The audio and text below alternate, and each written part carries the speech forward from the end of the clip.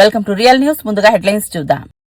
నిజాయితీగా పనిచేసే అధికారుల పట్ల అవమానం అంగీకారమని సీఎం ఆగ్రహం.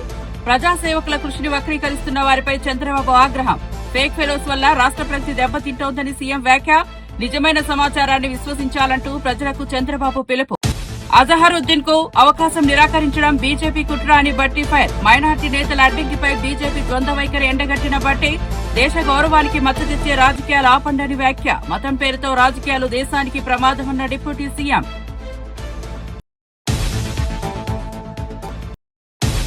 మంత్రివర్గ విస్తరణలో ఎన్నికల కోడ్ ఉల్లంఘన అంటూ బీజేపీ ఫిర్యాదు. ఎన్నికల నియమాలను ఉల్లంఘించిన ప్రభుత్వంపై విచారణ కోరిన బీజేపీ. ఎన్నికల ప్రధాన అధికారిని కలిసిన పాయల్ శంకర్ శశిధర్ రెడ్డి. ప్రజాస్వామ్య నిబంధనలు పాడు చేస్తోంది ప్రభుత్వమని బీజేపీ ఆరోపణ.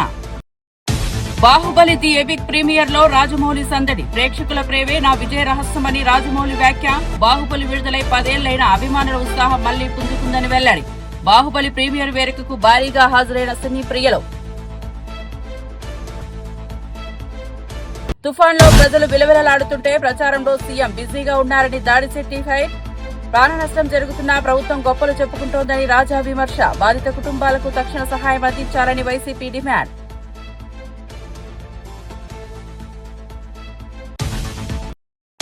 ఇక వార్త వివరాల్లోకి వెళ్తే ప్రజాసేవకుల కృషిని గుర్తించాల్సింది పోయి వక్రీకరిస్తున్నారని సీఎం చంద్రబాబు ఆగ్రహం వ్యక్తం చేశారు.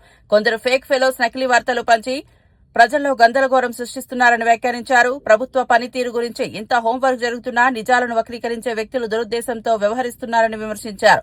ప్రజల శ్రేయస్సే తమ ధ్యేయమని నిస్వార్థంగా కృషి చేస్తున్న అధికారులను ప్రోత్సహించాలని అన్నారు. రాష్ట్ర అభివృద్ది కోసం ప్రభుత్వం ప్రతినిత్యం కష్టపడుతోందన్నారు. ప్రజల నమ్మకంతో బాధ్యతతో నిజమైన సమాచారాన్ని విశ్వసించాలని చంద్రబాబు పిలుపునిచ్చారు. ఒక 170,000-75,000 క్యూసెక్స్ ఆఫ్ వాటర్ ఇప్పుడు వచ్చేసే పరిస్థితి వచ్చింది. అది రాత్రికి ఇక్కడికి వస్తుంది. పక్కన మున్నేరు అవి కూడా వస్తున్నాయి. అంటే ఈరోజు ఇప్పటికి రాత్రికి సెకండ్ వార్ వస్తాం. ఇవన్నీ కూడా ఎక్కడికక్కడ అనలైజ్ చేసుకొని ప్లానింగ్ ఇన్ అడ్వాన్స్. ఒకవేళ రిజర్వాయర్స్ లో నీళ్లుంటే అడ్వాన్స్ ఎవాక్యుయేషన్ చేసి ఆపరేట్ చేయడం. ఇప్పుడంతా కూడా ఫ్లాష్ ఫ్లడ్స్ వస్తున్నాయి, క్లౌడ్ బరస్టింగ్. ఒకే దగ్గర 40 సెంటీమీటర్ల వర్షం, 40 సెంటీమీటర్లు పడితే వర్షమే. బుడమేరులో జరిగింది, వరంగల్ లో జరిగింది.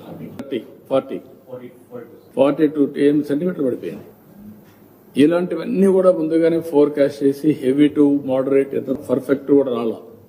వాళ్ళు ఇచ్చే ఇన్ఫర్మేషనే కాకుండా ఇంటర్నేషనల్ గా ఆల్ ప్రిడిక్షన్స్ అవి కూడా తీసుకొని మేము ఒక మోడలింగ్ తయారు చేసుకుంటూ అక్కడి నుంచి ఇవన్నీ కూడా మానిటర్ చేస్తా వచ్చాం. దీంతో ఈ రోజు మీరు చూస్తే సిస్టమ్ 16 నెలల్లో తయారు చేశాం.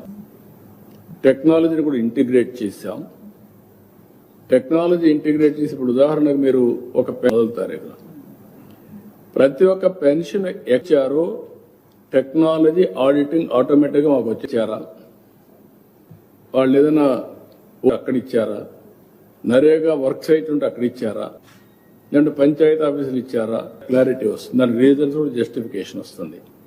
మళ్లీ వీళ్ళ దేశానికి పేరు తెచ్చిన క్రీడాకారుడు అజహరుద్దీన్ ను మంత్రివర్గంలోకి చేర్చకుండా బీజేపీ కుట్రలు చేస్తోందని డిప్యూటీ సీఎం బట్టి విక్రమార్క విమర్శించారు.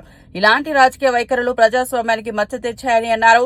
బీఆర్ఎస్ కు వేలు చేయాలనే ఉద్దేశంతో బీజేపీ మైనార్టీ నేతను అడ్డుకుంటోందని బట్టి ఆరోపించారు. దేశ కీర్తిని చాటిన అజహరుద్దీన్ కు అవకాశం ఇవ్వకపోవడం తగదన్నారు. ప్రజల ఏకత్వం కాపాడే క్రీడాకారుడికి గౌరవం ఇవ్వకపోవడం ఆందోళన కలిగిస్తోందని అన్నారు. మతం పేరుతో రాజకీయాలు ఆడటం దేశానికి హానికరమని బట్టి హెచ్చరించారు. రాష్ట్ర మంత్రివర్గంలోకి తీసుకోకుండా బీజేపీ కుట్రలు చేసే కార్యక్రమాన్ని తీవ్రంగా ఖండిస్తూ ఉన్నాను. వారు ప్రత్యేకంగా రాష్ట్ర భారతీయ జనతా పార్టీకి సంబంధించిన నాయకత్వం,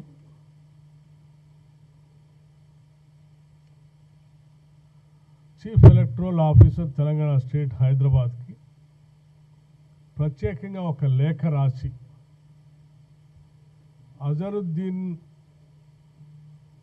అజరుద్దీన్ గారిని రాష్ట్ర క్యాబినెట్లోకి కాంగ్రెస్ పార్టీ ఆలోచన మేరకు ప్రభుత్వంలోకి ఆయన మంత్రివర్గంలో తీసుకుంటున్నారు అని పత్రికల ద్వారా తెలిసింది. అజహరుద్దీన్ కు మంత్రి పదవి ఇవ్వకుండా అడ్డుకోవడం మైనార్టీలపై దాడిగా మారిందని ఎంపీ చామల కిరణ్ కుమార్ రెడ్డి ఆగ్రహం వ్యక్తం చేశారు. తెలంగాణ కేబినెట్ లో మైనార్టీ నేతలకు స్థానం ఇవ్వకుండా కుట్ర జరుగుతోందని ఆరోపించారు. రాజకీయ లాభాల కోసం మతాల మధ్య చిచ్చు పెట్టడం దారుణమన్నారు. మైనార్టీల కంటే ఎందుకంత కడుపు మంట అని ప్రశ్నించారు. ప్రజాస్వామ్యం అంటే సమానత్వం, గౌరవం, హక్కులు అని గుర్తు చేశారు. ప్రతి వర్గం ప్రభుత్వంలో భాగస్వామ్యం కావాలని నిబద్దతతో పనిచేయాలని చామల పిలుపునిచ్చారు. ఐక్యం చేస్తూ ముందుకు పోయే ప్రయత్నం చేసిందనేది మనం అందరికీ తెలుసు. ఈరోజు బీజేపీ పార్టీ కేవలం మతాల మధ్యన చిచ్చు పెట్టి రాజకీయ పబ్బం గడుపుకుంటుంది. ముఖ్యంగా ఈరోజు తెలంగాణలో మొన్న జరిగినటువంటి పార్లమెంట్ ఎన్నికలలో బీఆర్ఎస్ పార్టీ బీజేపీ పార్టీ తోటి కుమ్మక్కై భారతదేశంలో ఎట్టి పరిస్థితుల్లో కాంగ్రెస్ అధికారంలోకి రావద్దని చెప్పి అవయ దానం చేసి మరీ గుండు సున్నా తెచ్చుకొని బీఆర్ఎస్ పార్టీ బీజేపీకి 8 సీట్లు గెలిపించింది. వీళ్ళిద్దరి మధ్యన అండర్స్టాండింగ్, వాళ్ళిద్దరి మధ్యన ఉన్నటువంటి ఒప్పందాల గురించి కవిత గారి మధ్య ఎన్నో వేదికల మీద మాట్లాడటం జరిగింది. వాళ్ళిద్దరి మధ్యన ఉన్న అంతర్గతమైనటువంటి ఏకాభిప్రాయం ఏంటంటే, ఇప్పుడు జూబ్లీహిల్స్ ఎన్నికల నేపథ్యంలో కూడా ఎలాగూ మైనారిటీలు బీజేపీకి ఓటేయరు కాబట్టి మైనారిటీ ఓట్లన్నీ కూడా బీఆర్ఎస్ కి వచ్చే విధంగా బీజేపీ వైఖరి ఉన్నట్టుగా మనకి ఈరోజు తెలుస్తుంది. కాంగ్రెస్ పార్టీ ఒక మైనారిటీని, అది ఒక భారతదేశ క్రికెట్ జట్టుకు సారథ్యం వహించినటువంటి అజరుద్దీన్, ఈరోజు హైదరాబాద్ నగరానికి చెందిన అజరుద్దీన్ భారతదేశ జట్టులోకి వెళ్లి హైదరాబాద్ నగరం పేరును ఆ రోజు గడించింది. ఆ రోజు పేరు ప్రఖ్యాతలు సంపాదించి పెట్టిండు. భారతదేశానికి కెప్టెన్ గా, రథసారథిగా ఉండి ఎన్నో విజయాలు సాధించి భారతదేశానికి కూడా మంచి పేరు తెచ్చినటువంటి వ్యక్తి అజరుద్దీన్. ఈరోజు అజరుద్దీన్ గారిని మంత్రివర్గంలోకి తీసుకోవాలని, మైనార్టీ సంక్షేమం కోసం, మైనార్టీల కోసం ఈరోజు హైదరాబాద్ లో ఒక నాయకుడు అవసరం ఉంది, కేబినెట్ లో ఒకరిని పెట్టాలన్న ఆలోచన ఎప్పటి నుంచో కాంగ్రెస్ కుండి ఈరోజు నిర్ణయం తీసుకునే ప్రయత్నం చేస్తుంటే, భారతీయ జనతా పార్టీ ఈరోజు ఎన్నికల కమిషన్ కి ఒక ఫిర్యాదు ఇచ్చింది. ఏమని, ఎట్టి పరిస్థితుల్లో కూడా ఈ యొక్క కేబినెట్ విస్తరణ జరగొద్దు, అజరుద్దీన్ కి ఎట్టి పరిస్థితుల్లో కూడా ఇయ్యకుండా చేసే ప్రయత్నం చేస్తుంది. దీంతో బీఆర్ఎస్ కి మంచి జరగాలని, మైనార్టీలందరూ బీఆర్ఎస్ వైపు చూడాలని, కాంగ్రెస్ పార్టీ మైనార్టీలకు అవకాశం ఇస్తలేదని ఒక అభాండ వేసే విధంగా ఈరోజు భారత క్రికెట్ జట్టుకు కెప్టెన్ గా నిలిచి దేశానికి గౌరవం తెచ్చిన అజహరుద్దీన్ ను మంత్రివర్గంలోకి తీసుకోకపోవడం బీజేపీ కుట్ర అని టీపీసీసీ అధ్యకుడు మహేష్ కుమార్ గౌడ్ తెలిపారు. రాజకీయ ప్రయోజనాల కోసం ప్రతిభను అణగదొక్కే ప్రయత్నం జరుగుతోందన్నారు. మతం పేరుతో వివక్ష చూపడం దారుణమని పేర్కొన్నారు. అజహరుద్దీన్ లాంటి జాతీయ చిహ్నాలకు గౌరవం ఇవ్వకపోవడం ప్రజాస్వామ్యానికి విరుద్దమన్నారు. ప్రతి వర్గానికి సమాన అవకాశాలు ఇవ్వడమే నిజమైన ప్రజాపాలన అని గౌడ్ స్పష్టం చేశారు. తీసుకొచ్చినటువంటి మేటి క్రికెట్ క్రీడాకారుడు అజహరుద్దీన్ ని రాష్ట్ర మంత్రివర్గంలోకి తీసుకోవాలని ముఖ్యమంత్రి రేవంత్ రెడ్డి గారు భావిస్తే దాన్ని అడ్డుకునేందుకు బీజేపీ పార్టీ కుటిల ప్రయత్నం చేస్తూ ఉంది.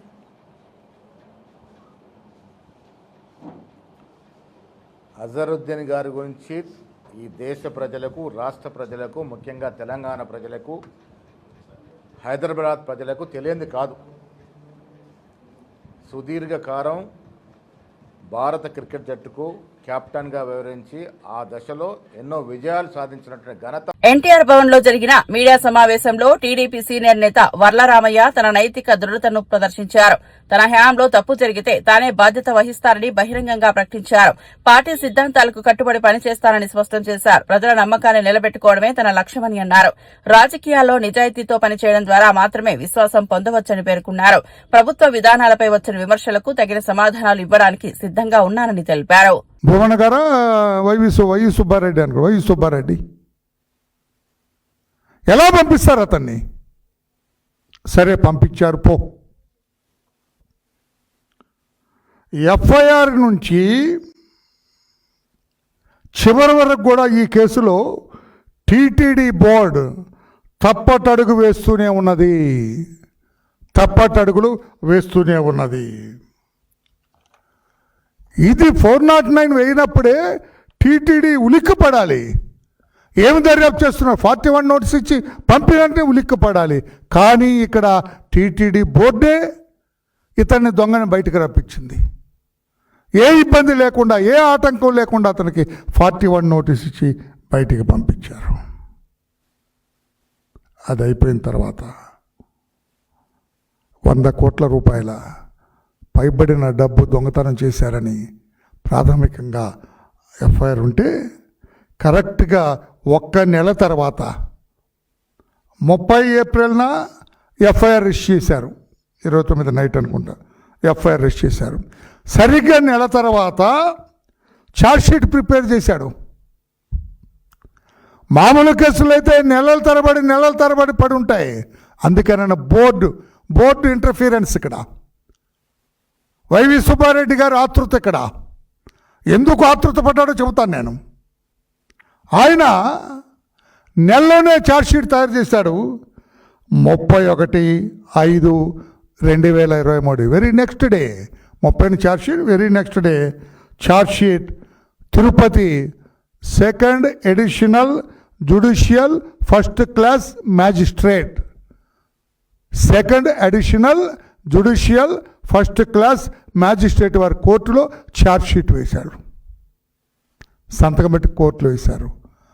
అక్కడ గమ్మత్తు జరిగింది. ఆ కోర్టులో న్యాయస్థానాలన్నీ ఒకలాగా ఉంటాయని అనుకోవటానికి లేదు. అక్కడ కోర్టులో వేసి లోక్ అదాలత్లో వేయండి ఇది అని మ్యాజిస్ట్రేట్ గారికి రిక్వెస్ట్ చేసి సేమ్ డే వైసీపీ మాజీ ఎమ్మెల్యే దాడిశెట్టి రాజా సీఎం చంద్రబాబు తుఫాన్ పరిస్థితులపై ప్రచార యాత్ర చేస్తున్నారని విమర్శించారు. ప్రజల ప్రాణాలు పోయినా ప్రభుత్వం గొప్పలు చెప్పుకుంటోందని ఆగ్రహం వ్యక్తం చేశారు.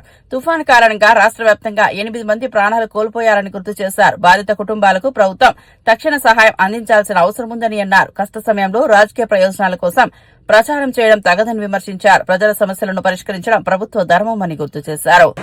శ్రేణులందరూ కూడా అండగా నిలబడాలని, ఇమ్యూనరేషన్ విషయంలో ఏమన్నా చిన్న తేడా పాడాలు వచ్చినా సరే రైతులకి అండగా నిలబడి అదంతా దగ్గరుండి రైతుల తరఫున నోట్ చేయించాలని వైఎస్ఆర్ కాంగ్రెస్ పార్టీ శ్రేణులకు జిల్లా వ్యాప్తంగా పిలుపు ఇవ్వడం జరుగుతుంది. ఈ 4 రోజులు రైతులకు అండగా ఉండాలి. అదేవిధంగా మత్స్యకారులకి, ఎందుకంటే గత 10 రోజులు బట్టి 15 రోజులు బట్టి మత్స్యకారులు ఈ తుఫాన్ నిమిత్తం జీవనభృతి కోల్పోయిన పరిస్థితి. మత్స్యకారులకు కూడా అండగా ఉండాలని చెప్పేసి నేను కోరుకోవడం జరుగుతుంది. అదేవిధంగా నిన్న మొన్నటి నుంచి చాలా విచిత్రమైన విషయాలు చూస్తున్నాము. మరి చంద్రబాబు నాయుడు గారు తుఫాన్ని చేతితో కంట్రోల్ చేసి మళ్ళీ సముద్రంలోకి పంపించేసిన విధంగా మరి మీడియాలో వారు ప్రచారం చేసుకోవడం కూడా చూస్తున్నాం. వాళ్ళు క్యాంపెయిన్ చేసుకోవడం కూడా చూస్తున్నాం. ప్రతి తుఫాన్లోని చంద్రబాబు నాయుడు గారి క్యాంపెయినింగ్ అలాగే ఉంటుంది. హుదూద్ని వెనక్కి తరివేశారని, తిట్లీని ఇంకోటి ఏదో చేశారని, ఇంకో తుఫాన్ ఏదో చేశారని విపరీతమైన ప్రచారం చేస్తారు. కానీ ప్రజలు నష్టపోయేది మటుకి అత్యంత దారుణంగా ఉంటుంది చంద్రబాబు నాయుడు గారి పరిపాలనలో. మరి రాష్ట్ర వ్యాప్తంగా 8 మంది చనిపోయారు ఈ తుఫాన్ బారిన పడి. అంటే 8 మంది అంటే చాలా పెద్ద ప్రాణ నష్టం. ఒక్క ప్రాణం కూడా పోకుండా ఉండి మీరు గొప్పలు చెప్పుకుంటే బాగుంటుంది. కానీ ప్రజలు మామూలుగానే నష్టపోతున్నారు. కానీ మీ ప్రచారం మటుకు చేతితో ఆపేశాను, తరిమి కొట్టాడు, లేదంటే తెల్లవారులు పడుకోలేదు, 2 రోజుల పాటు నిద్ర లేదని చెప్పి ప్రచారాలు చేసుకుంటున్నారు తప్పించి చేతల మటుకి శూన్యం. నిన్నే చూస్తున్నాం. మరి నిన్న కోనసీమ బిఆర్ అంబేద్కర్ కోనసీమ జిల్లాకు రావడం జరిగింది. హెలికాప్టర్లో నష్టాన్ని అంతా పరిశీలించి ఏదో దిగి ఒక తోటలో రైతుల దగ్గరికి వెళ్ళి పరామర్శ చేసి మళ్ళీ వెళ్ళిపోవడం జరిగింది. సరే, ఇంకా హెలికాప్టర్లో నష్టాన్ని అంతా పరిశీలించారు రాష్ట్ర ముఖ్యమంత్రి గారు. రైతులను కూడా పరామర్శించారు. మరి వెళ్ళి ఏమైనా రైతులను ఆదుకోవడానికి ఆయన ఏమైనా చేస్తారేమో అని చెప్పేసి మేము చూస్తుంటే పాపం ఇలా కొత్తగా 200 కోట్ల రూపాయలకి ఒక జీవో రిలీజ్ చేయడం జరిగింది. మేము అనుకున్నాం రైతులను ఆదుకోవడానికి అయినా ఇమీడియట్గా, లేకపోతే మత్స్యకారులను ఆదుకోవడానికి ఇమీడియట్గా 200 కోట్ల రూపాయల జీవో నిమిత్తం జీవో ఇచ్చారేమో అనుకుంటే డిజిటల్ క్యాంపెయిన్ తూర్పుగోదావరి జిల్లా గోపాలపురం నియోజకవర్గంలో వరద కారణంగా ఇబ్బందులు ఎదుర్కొంటున్న ప్రజలను ఎమ్మెల్యే మద్దిపాటి వెంకటరాజు పరామర్శించారు.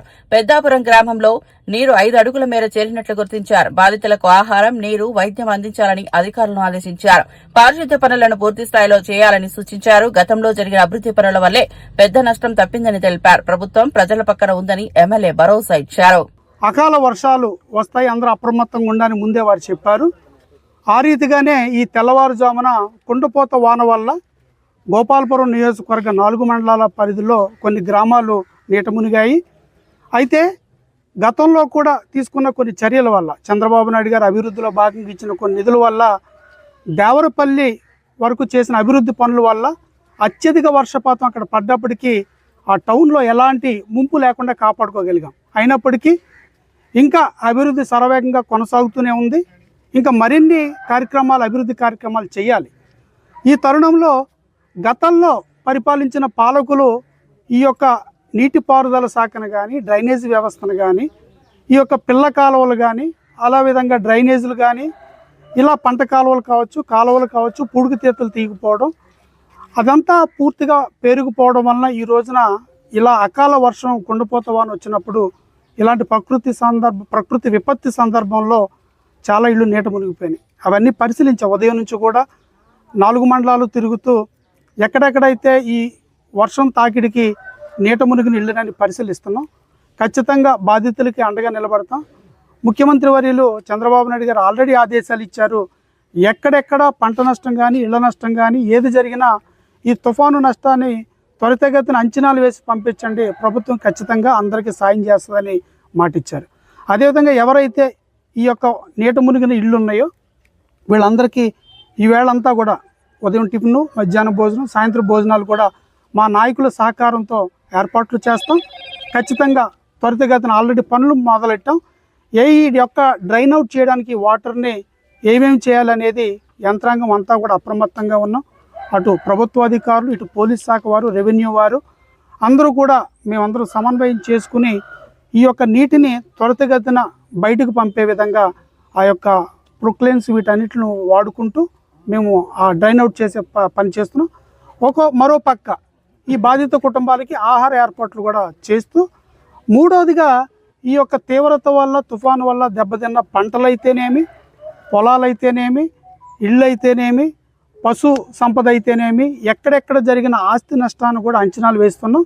ఖచ్చితంగా ప్రతిదీ కూడా త్వరితగతిన ఈ యొక్క నష్టపరిహారాన్ని కూడా అందించాలా అని ఒక సంకల్పంతో పనిచేస్తున్నాం. అదేవిధంగా ముఖ్యమంత్రి గారు మీరు కూడా చూశారు, నిన్న ఏరియల్ సర్వే చూసి ఆయన కొంత అవగాహనకు వచ్చి, మరియు ఆయనే కూడా క్షేత్రస్థాయిలోకి వచ్చి ఆయనే స్వయంగా పరిశీలిస్తున్నారు. కాబట్టి ఆయనకి వివరిస్తాము, ఇక్కడ జరిగిన నష్టాన్ని ఆయనకి వివరిస్తాము. తూర్పుగోదావరి జిల్లాలో అత్యధిక వర్షపాతం మన దేవరపల్లి మండలం అత్యధికంగా, రెండో అత్యధికంగా మన నల్లజర్ల మండలం. ఇలాగా వర్షపాతం కూడా అత్యధికంగా కురవడం అనేది ఒక రకంగా కష్టపరమైన పని. ఎందుకంటే మనకి వీటన్నిటిలోంచి మళ్ళీ తుఫానులోంచి బయటపడి, వర్షపాతంలోంచి మళ్ళీ బయటపడి సాధారణ స్థితికి జనజీవనాన్ని తీసుకురావడం కొంచెం కష్టతరం అయినప్పటికీ అందరం కలిసి సమన్వయంతో పనిచేస్తున్నాం. దీనికి సహకరిస్తున్న ప్రభుత్వ అధికారులందరికీ కూడా ప్రత్యేక ధన్యవాదాలు. ఇప్పుడు మనం దృష్టి కేంద్రీకరించాల్సింది ఆరోగ్యం మీద అండి. అంటువ్యాధులు ప్రబలే అవకాశం ఉంది. అందుకని మేము ఆర్డబ్ల్యూఎస్ ద్వారా, గ్రామ పంచాయతీ వారి ద్వారా ప్రతి వాటర్ ట్యాంక్ క్లోరినేషన్ చేస్తున్నాం, బ్లీచింగ్లు జల్లిస్తున్నాం. మీరు ఇక్కడ కూడా చూసారు, ఈ ప్రాంతం అంతా కూడా బ్లీచింగ్ జల్లించాం. అలాగే వాటర్ క్లోరినేషన్ చేస్తున్నాం. ఖచ్చితంగా కాచి చల్లార్చి నీళ్ళే త్రాగాలనేది ప్రజలకి విన్నవిస్తున్నాం. అలాగే హాస్పిటల్స్లో కూడా అన్ని రకాల ఎక్విప్మెంట్తో మేము రెడీగా ఉన్నాం. ఏదైనా ఈ వర్షాలకి పొలాల్లోంచి ఏమన్నా పాములు, ఏమన్నా విషసర్పాలు లాంటివి ఏమన్నా కాటు వేసినా కానీ యాంటీవేనమ్ ఇంజెక్షన్స్ కూడా. హైదరాబాద్ ప్రసాద్ మల్టీప్లెక్స్ లో బాహుబలి ది ఎపిక్ ప్రీమియర్ వేడుక ఘనంగా జరిగింది. దర్శకుడు రాజమౌళి హాజరై ప్రేక్షకులను ఉద్దేశించి మాట్లాడారు. బాహుబలి 1 విడుదలై 10 ఏళ్లు గడిచిన ప్రేక్షకుల ప్రేమ తగ్గలేదన్నారు. బాహుబలి 1, బాహుబలి 2 సినిమాలను కలిపి బాహుబలి ది ఎపిక్ గా విడుదల చేయడం తనకు గర్వకారణమన్నారు. ప్రేక్షకుల ఆదరణ ఈ విజయానికి మూలమని అన్నారు. సినీ ప్రేమికులు ఈ కార్యక్రమంలో పెద్ద సంఖ్యలో పాల్గొన్నారు.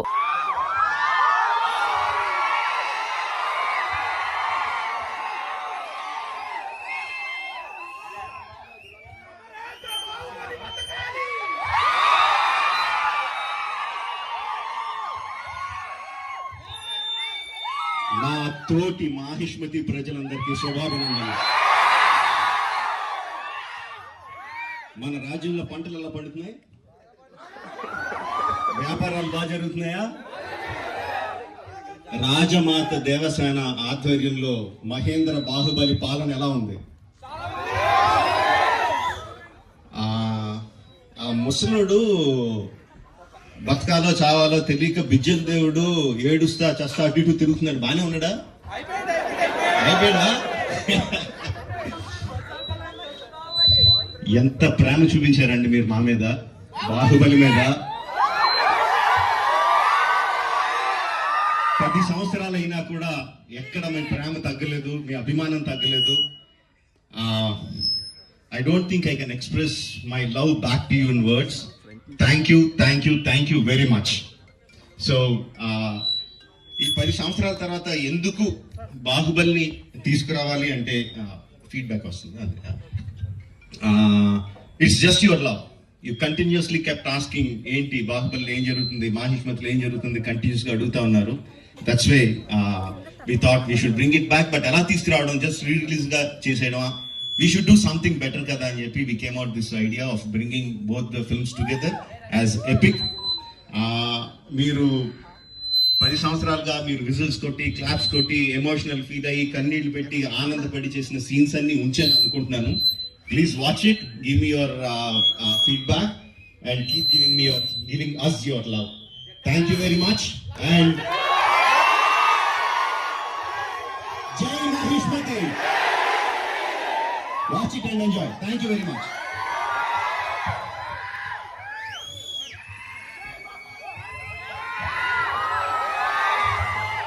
తుఫాను ప్రభావంతో వరంగల్ పట్టణంలో భారీ వర్షాలు కురిశాయి. బొందివాగు ప్రవాహం ఉధృతంగా పెరగడంతో కాలనీలు నీట మునిగాయి. అధికారులు అప్రమత్తమై రెస్క్యూ చర్యలు చేపట్టారు. డ్రోన్ విజువల్స్ ద్వారా ముంపు పరిస్థితులను సమీక్షిస్తున్నారు. ప్రజలను సురక్షిత ప్రాంతాలకు తరలించారు. నీటి ప్రవాహం తగ్గే వరకు ఎవరూ బయటకు రావద్దని అధికారులు హెచ్చరికలు జారీ చేశారు. రాష్ట్ర ప్రభుత్వం పరిస్థితిని సమీక్షిస్తూ తక్షణ చర్యలు చేపడుతోంది.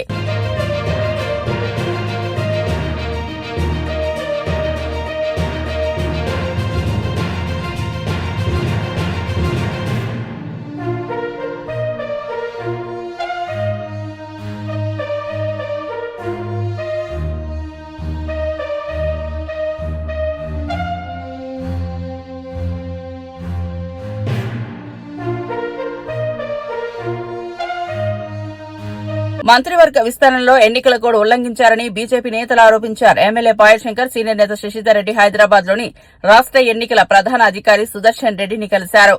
ఎన్నికల నియమాలు ఉల్లంఘించిన ప్రభుత్వం చర్యలకు గురి కావాలని డిమాండ్ చేశారు. ప్రజాస్వామ్యంలో ఆచరణ నియమాలు ఉల్లంఘించడం తగదని పేర్కొన్నారు.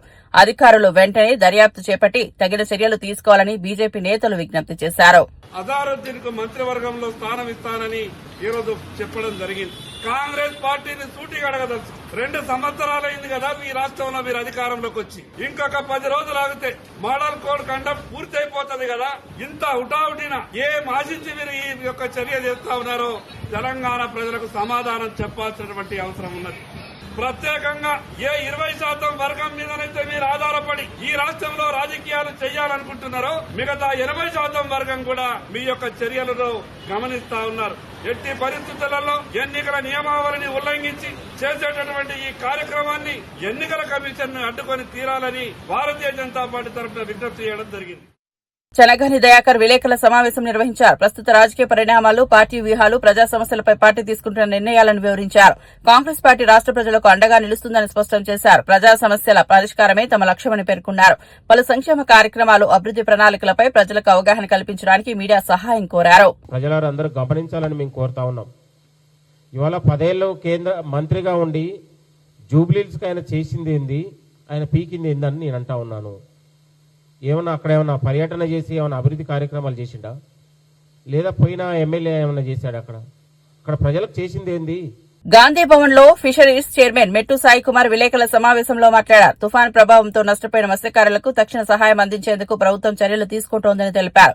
వేట నిషేధ కాలంలో మత్స్యకారుల జీవనోపాధికి అవసరమైన సబ్సిడీలు, బియ్యం పంపిణీ వంటి పథకాలు అమలు చేస్తున్నామని చెప్పారు. సముద్ర తీరం భద్రతకు, బీచ్ ప్రాంతాల అభివృద్దికి ప్రత్యేక ప్రణాళికలు సిద్దమవుతున్నాయని వెల్లడించారు. మత్స్యకారుల సంక్షేమం పట్ల ప్రభుత్వం కట్టుబడి ఉందని పేర్కొన్నారు. చేపల ఉత్పత్తి, ఎగుమతులు పెంచేందుకు చర్యలు కొనసాగుతాయని తెలిపారు. చిల్లర మాటలు పనిచేసుకునేటువంటి సంతోషరావు ఎక్కడ?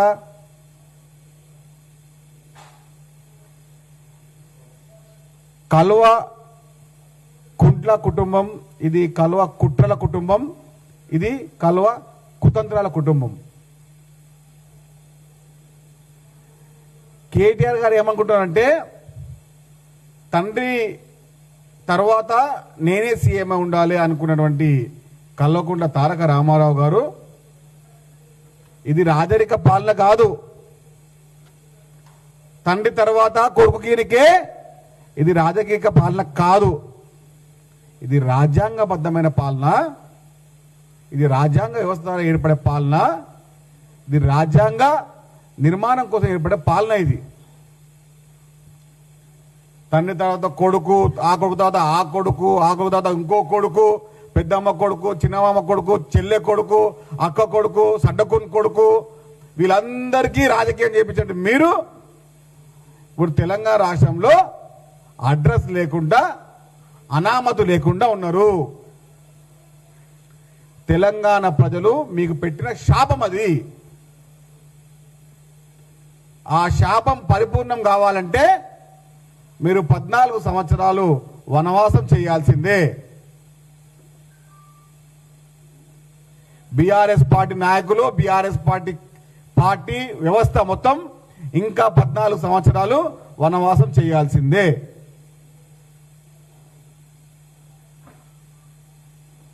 ఎన్ని జిమ్మిక్కులు చేసినా, ఎంత వ్యవహారం చేసినా, ఎన్ని అబద్ధాలు నిజాలని మాట్లాడి ఎన్ని వీడియోలు పోస్ట్ చేసినా కూడా ఇది రాసి పెట్టుకోండి. ఈరోజు 30వ తేదీ, ఇంకా 14 దేశం ఉంది, 11 పోలింగు. భారతదేశంలో అక్రమంగా నివసిస్తున్న బంగ్లాదేశీయులపై తీవ్ర విమర్శలు వెల్లువెత్తుతున్నాయి. గోవులను అక్రమంగా తరలించి మాంసం విక్రయిస్తున్న సంఘాలను అరికట్టడంలో కాంగ్రెస్ ప్రభుత్వం విఫలమైందని ఆరోపణలు వ్యక్తమవుతున్నాయి. దేశ భద్రతను కాపాడాల్సిన ప్రభుత్వమే గోరక్షకులపై తప్పుడు కేసులు బనాయిస్తోందని విమర్శలు వెల్లువెత్తాయి. చట్టబద్దమైన పౌరుల కంటే అక్రమ వలసదారులను రక్షించడం దారుణమని వివిధ సంఘాలు తీవ్రంగా అభ్యంతరం వ్యక్తం చేశాయి. ప్రభుత్వం వెంటనే జాతీయ భద్రతా దిశ చర్యలు తీసుకోవాలని డిమాండ్ చేస్తున్నాయి. గోరక్షకులపై జరుగుతున్న వేధింపులకు ఆపి చట్టపరమైన రక్షణ కల్పించాలని పిలుపునిచ్చారు. మజ్లిస్ పార్టీ నాయకుడు ఆయన గ్యాంగుతో కాల్పులు జరపడం, అది హైదరాబాద్లో ఏ రకంగా సంచలనంగా మారిందో మనం చూసాం.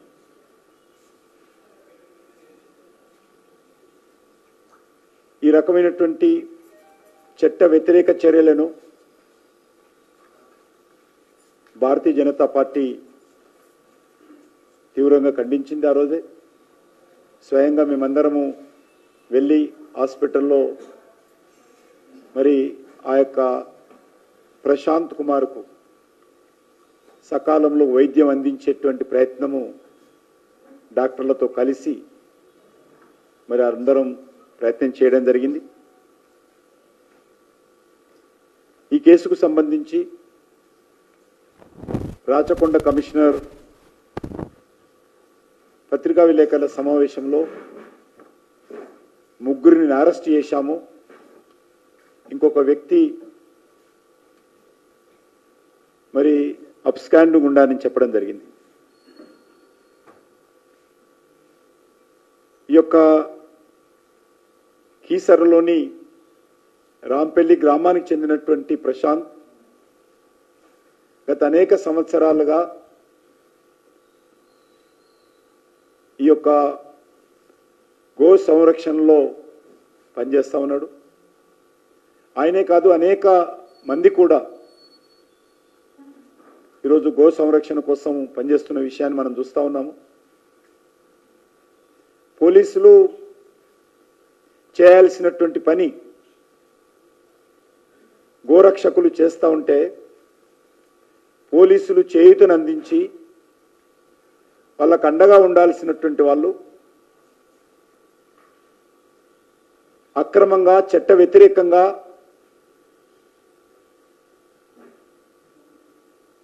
మరి వాహనాలలో గోవులను పశువులను తరలిస్తూ మరిన్ని అప్డేట్స్ కోసం చూస్తూనే ఉండండి.